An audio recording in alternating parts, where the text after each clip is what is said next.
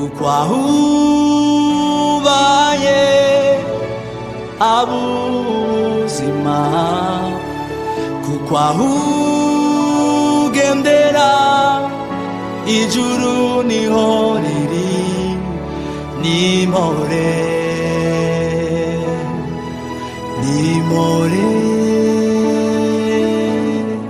Hallelujah. Amen.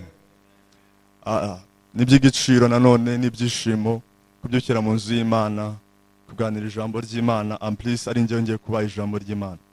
Bishoboka aribwo bwa nyuma shoka ndi kubwiriza muri kino gihembwe. Mbona no gushima Imana kubw'ubuntu bwayo kubw'urukundo rwayo. Imana yaranyeretse mu buryo bugiye butandukanye bwinshi. Ndashimana kubw'umurimo wayo yamaye. Ni umurimo mwiza cyane, ni umurimo w'igiciro, ni umurimo ubasha gutanga ubuzima. Icyanshimishije kurusha nuko ari umurimo wagenewe bose. Ntabwo ari uwacu gusa, ntabwo ari uwanjye gusa, ahubwo ni n'uwawe. Nako niba utaratangira kubwiriza, kuvuga ubutumwa, nako hari icyo uri kubura mu buzima bwawe. Amen. Hallelujah. Kuko ikizerekana yuko mwizeye nibyo uko muzamwatura, uko muzatanga ubuzima. Niyo main purpose muri kuri inosi. Kugira ngo muzabashe gutanga Yesu, kugira ngo benshi bazabashe kumenya Yesu binyuze muri wowe. Amen. Niyo calling yawe ya mbere. Waba uri umuririmbyi, waba uri umwengineer, waba uri architecture, buri kintu cyose waba ukora muri domaine yose, hagomba kugaragara ubuzima bwa Yesu mu buzima bwawe. Hallelujah. Ikiruta byose kandi ukabutanga. Mbona no gusezera aba finaliste ba Blaise ba Nasa ba Abdul Nasa ba Kevin benshi cyane. Imana izabagire neza, ndababwiza ukuri yuko nawe ayikoreye uzigera ukorwa n'isoni. Ndabihamiriza. Nta muntu uzigera ukorera Imana ngakorwe n'isoni. Uko byagenda kose, niyo imiraba yazamuka, niyo imisozi yakura ikabyimba. Hallelujah. Ntabwo bizijya bishoboka yuko uwayikoreye, uwagerageje kwatura ko Yesu ari umwami, akemeza yuko Yesu ari data, ntabwo azigera akorwa n'isoni. Hallelujah. Rimwe nubona byanze ahantu hamwe ntuzigere ucika intege. Tuvuga uti mfite Yesu. Hallelujah. Amen. Mujye mubyibuka icyo kintu. Niyo mpamvu rero iyo nkorera Imana, iyo mpimbaza Imana, iyo mvuga Imana, ntabwo bintera isoni. Hallelujah. Nishobora kuntera isoni. Kubera iki? Ni ubuzima bwanjye bubumbiye. Mbere y'ibindi byose habanza Imana, ibindi byose bigakurikira. Kubera iki? Niyo yashize kuri ino si kugira ngo mbashe gusoza icyo yamvuzeho. Hallelujah. Nawe bikubere gutyo. Ntuzigere ugira isoni zo kwatura Imana wizeye. Amen. Nugira isoni zo kwihamiriza imbere y'abantu, nayo nizigere iguhamiriza imbere ya data. Kandi ibyo nimuzabyirinde. Natinze ijambo ry'uno munsi ushaka ko tuganiraho, rifite titre ivuga ngo ikirere cyo kubohoka. Ikirere cyo kubohoka cyangwa mu cyongereza atmosphere of deliverance. Ikirere cya mbere nashaka ko tuganiraho ni iki ngiki. Ni atmosphere of the Holy Spirit. Presence y'umwuka w'Imana ahantu cyangwa mu muntu cyangwa ariho hose hashobora kwitwa ko ari presence y'Imana. Dukunda kumva tuvuga ngo presence y'Imana iri hano hantu, tugasenga uti Imana presence y'Imana ikiri hano hantu. Muzagenda mwumva abantu benshi ariko bavuga cyangwa basenga. Ariko really iyo tuvuze gutyo, so kuvuga uti nga ahantu niho wazana presence cyangwa Imana itizika amanuka. Presence iri muri wowe niba radiated, presence y'Imana ikabasha kuganza aho hantu. Hallelujah. Kubera iki? Niwe umuntu wa mbere cyangwa niwe wenyine umuntu bundi wakiriye Yesu, ufite Yesu muri we, ufite ubumana muri we, nubasha kuradiatinga presence y'Imana. Hallelujah. Hallelujah. Niyo mpamvu uzasanga dushobora kuvanga muri sine tukajya gusengera muri jardin ugasanga ari presence y'Imana. Dushobora kuvanga tujya gusengera ku mbuga ugasanga ari presence y'Imana. Bitewe n'iki? Ni wowe ukaringa presence y'Imana muri wowe. Ni wowe ufite Yesu muri wowe. Hallelujah. Hallelujah. Umuntu ufite ijambo ry'Imana muri wowe arangwa nuko hari presence y'Imana mu buzima bwe. Amen. Hallelujah. Nagira ngo dusome muri Yohana igice cya 4 umurongo wa 13. Kugera kuri 14 aravuga ngo Yesu aramusubiza, umuntu wese unywa aya mazi azongera kugira inyota, ariko unywa amazi nzamuha ntazagira inyota rwose iteka ryose, ahubwo amazi nzamuha azamuhindukiramo isoko y'amazi adudubiza kugeza mu bugingo buhoraho. Ariko unywa amazi nzamuha ntazagira inyota rwose iteka ryose, ahubwo amazi nzamuha azamuhindukiramo isoko y'amazi adudubiza kugeza mu bugingo buhoraho. Ijambo ry'Imana rikongera katubwira uti ngo where the spirit of God lies there is liberty. Aho umwuka w'Imana ari hari umudendezo. Amen. Ngo abamwizeye bose imigezi y'amazi y'ubugingo izatemba muri bo. Amen. Hallelujah. Angaho Holy Spirit abashije kuba yaba expressed mu buryo bw'amazi. Mu buryo bw'amazi. Holy Spirit iyo wamwakiriye tubashije kubona ko ngo ahubwo amazi nzamuha azamukiramo isoko y'amazi adudubiza kugeza ku bugingo bwe. Amazi kududubiza ntabwo bizaba within the person, ntabwo ari muri wowe gusa, hari ahasohokera, hari ahabereye isoko. Amen. Hallelujah. Hari ahabereye isoko, hari aho agomba gusohokera. Isoko tusoko irangwa no kugira imigezi muri yo. Hallelujah. Amen. Tusoko ubundi isoko igira indi soko. Iyo hari isoko idudubiza amazi hanze nkuko tubibona mu butaka, barimo indi soko ikuramo amazi. Hallelujah. Amen.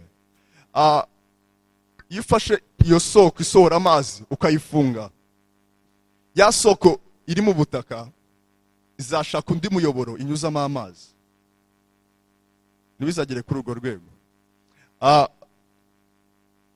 Atmosphere ya Holy Spirit, iyo umwuka w'Imana ari mu muntu ntabwo bishoboka yuko yashobora kuba possessed. Kuba possessed ntabwo twabivuga gute? Yuko daimoni ishobora kukuzamo. Twigeze kwiga ku madaimoni ajya mu muntu, injira mu muntu. Igihe Holy Spirit ari muri wowe biragoye kugira ngo daimoni zaze muri. Katubane tubirebe muri Matayo 12:43. Daimoni yavuye mu muntu 12:43 aravuga ngo daimoni yavuye mu muntu anyura ahadafite amazi ashaka uburuhukiro akabubura. Daimoni yavuye mu muntu anyura ahadafite amazi ashaka uburuhukiro akabubura. Akavuga ati reka nsubire mu nzu yanjye navuyemo. Yagerayo agasanga irimo ubusa, ikubuwe iteguwe. Niko kugenda kuzana abandi badaimoni 7 bamurusha kuba babi, bakinjira bakabamo.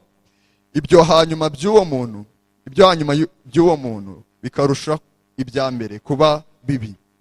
Niko bizaba kuba iki gihe kibi. Hallelujah. Hallelujah. Hallelujah. Tubashije kubona ngo yuko daimoni yavuye mu muntu agenda ashaka ahantu hatari amazi, yahabura akongera gutekereza gusubira muri ya nzu ye ya mbere. So kumundi iyo daimoni avuye mu muntu bigenda gute? Nuko bamusenge, nuko abayeho, habayeho demonstration of power of God, ikabasha kumubohora. Icyo gihe daimoni iragenda, yamara kugenda yamara gushaka ahantu hatari amazi, yahabura igatekereza kongera gusubira hahandi. Ari naho bigize kutubwiriza baravuga bati aho kugira ngo njyewe nze nkuvanemo daimoni mwihorere, biruta yuko naba nkuretse. Ikiza nuko nayikuvana mu bundi nkagushiramo amazi y'ubugingo nkakubwiriza. Kubera iki? Igihe nashize ijambo muri wowe, igihe nashize icyattractinga presence y'Imana muri wowe, azagaruka kandi azagaruka afite abandi 7 bamurusha ububi. Amen. Icyo nshaka tuganira ni ikirere. Ibyo ari byo byose kugira ngo uwo muntu cyangwa uwo mudaimoni ave mu muntu, habanje gukoreshwa imbaraga z'Imana. Siko bimeze? Habanje gukoreshwa imbaraga z'amasengesho, habanje gukoreshwa imbaraga zo kubwiriza. Turi hamwe, turi kubyumvikanaho. izo mbaraga zimaze gushyirwa kuri uwo muntu, dayimoni yahise avamo. Dayimoni mu kuvamo yagiye ahandi hantu ashakashaka ahantu hatari amazi. Kambabwire, just kubera ko na survival instinct devo yabashije kubona ahantu, byatumye agenda. Icyabujije ubuturo iyo dayimoni nuko yabuze ikirere kifavoreza. Mubyumve neza, suko hari amasengesho, nambwe ari kubera ko habayeho demonstration of power, nambwe ari kubera ko habayeho kubwiriza, ariko byine because of the atmosphere, bitewe nuko nta kirere kiyemereye kubaho. Hallelujah, hallelujah. Bitewe nuko habuze ikirere gusa, byatumye dayimoni igenda. Ntabwo byize bisaba pasiteri ngo mudusengere musenge. Tubona ko n'Imana ubwayo ntiyari ihari. Icyabuze gusa ni ahantu hatari amazi, ubundi ihita yigendera. Noneho itekereza gusubira hantu izi ko neza hari presence y'Imana, izi ko neza hari amasengesho, izi ko neza hashobora kongera kuba applied imbaraga z'Imana. Mubyibaza, sindaba muri kubyumva. Ahantu hari amasengesho, ahantu bishoboka yuko hakongera kuba applied imbaraga z'Imana, iva ahantu yirukanywe nuko hatari ikirere cyayo gusa.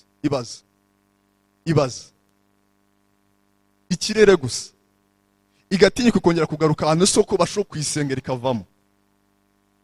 Ari nayo mpamvu ijyana n'abadayimoni 7. Still abo ngabo nubwo condition y'umuntu ishobora gukomera, bakongera bakavanaho, nayo irabizi neza. Ariko bitewe n'ikirere gusa, ikirere cyonyine, kubura amazi, kubura ahantu hari amazi nako. Mubyumve kino kintu twasomye bwa mbere, tubona ko bari gusemburiza amazi nka Holy Spirit. Dayimoni ari gushaka ahantu yashakaga hatari amazi, ahatari umwuka w'Imana, ahatari presence y'Imana, ahantu yabasha kwidegembya nta muntu ushobora kuvugwa. Ari nayo umunsi kundi tubabwira ati mukizwemo, kuko iyo wakiriye Yesu muri wowe wakira umwuka w'Imana, uba wakiriye ijambo ry'Imana. Turabizi ko na hantu umwuka w'Imana ataba, n'umuntu udakijijwe niyo mpamvu abasha kumwaccessinga. Kubera iki? Umwuka w'Imana ari hose, ngo God is omnipresent. Ariko tuswe ko mwiremwa ry'isi, igihe Imana yavuze, igihe Imana yari ku ijambo ryayo, nibwo habayeho kuremwa kw'isi. Igihe Yesu atari mu buzima bwawe, igihe Yesu atari muri wowe, ntabwo ashobora kugaragara presence y'Imana ya Holy Spirit muri wowe. Kandi uko bimeze kose, dayimoni nava aho hantu, nava muri uwo muntu akabona hatari amazi, nagira habona azahatura.